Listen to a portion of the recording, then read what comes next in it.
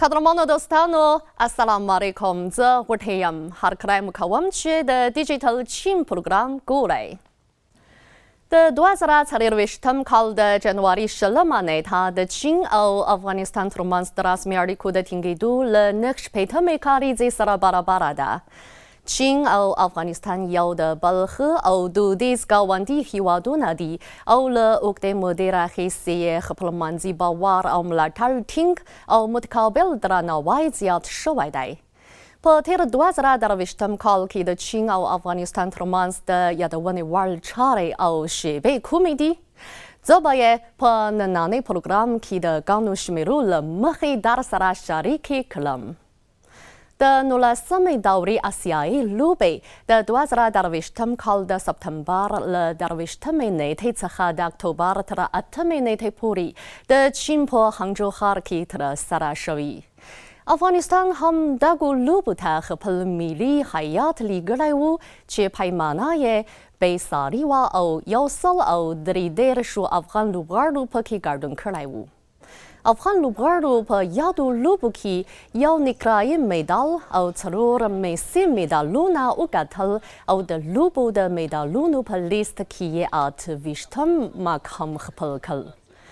د افغانستان د کرکټ، وشو، وزن پورته کولو او جودو لوبډارو 28 لوبغاړو او روزونکو د هنګجو ښار په یوه منځني ښوونځي کې له ځایي زده کوونکو سره په کلتوري او هنري فعالیت کې برخه اخیستې وه او یو ځای یې ورسره تمرینونه وکړل.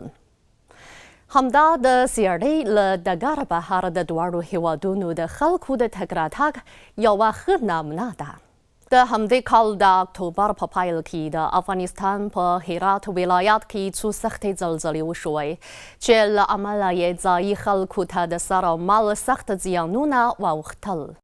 د چین حکومت په وخت د هرات له زلزله ځپلو سره د 10 میلیونو ینو په ارزښت د بیړنیو مرستو اعلان وکړ او د چین سره صریب تورنې د همدې میاشتې په 9مې نیټې د افغانستان د سرې میاشتې ټولنې ته 2 لکه امریکایي ډالره وسپارل چې د هرات زلزله ځپلو خلکو ته پرې اړین توکي واخلي. د چین د ژین 20 نمبر 2 بار وړونکې الوتکې د همدې میاشتې په 15مې نیټې د هرات هوایي میدان کې ښکته شوې چې د چیني دولت د لومړۍ ګروپۍ مرستندویه توکي پکې بار وو.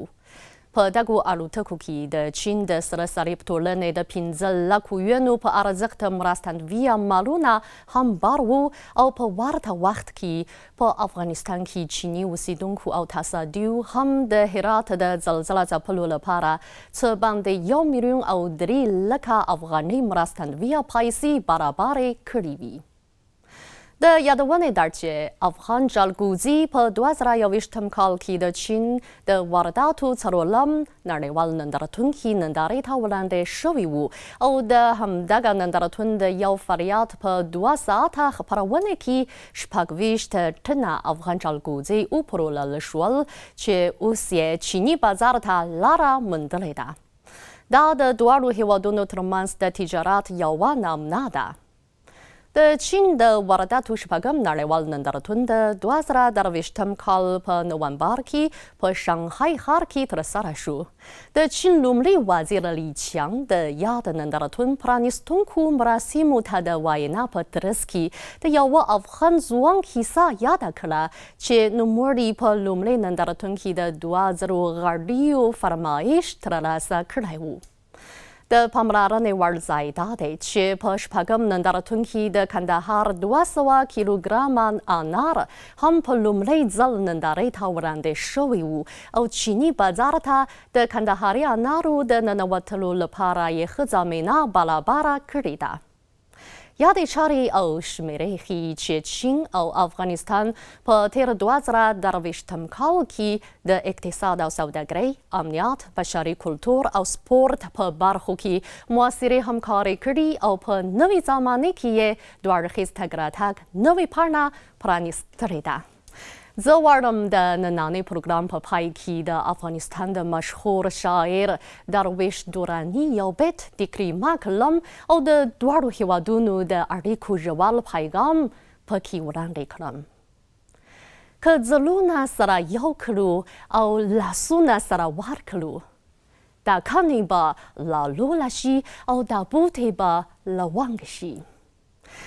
قدرمنو دوستانو، نننی پروګرام په همدې ځای پای ته ورسید. خوشحاله اوسئ.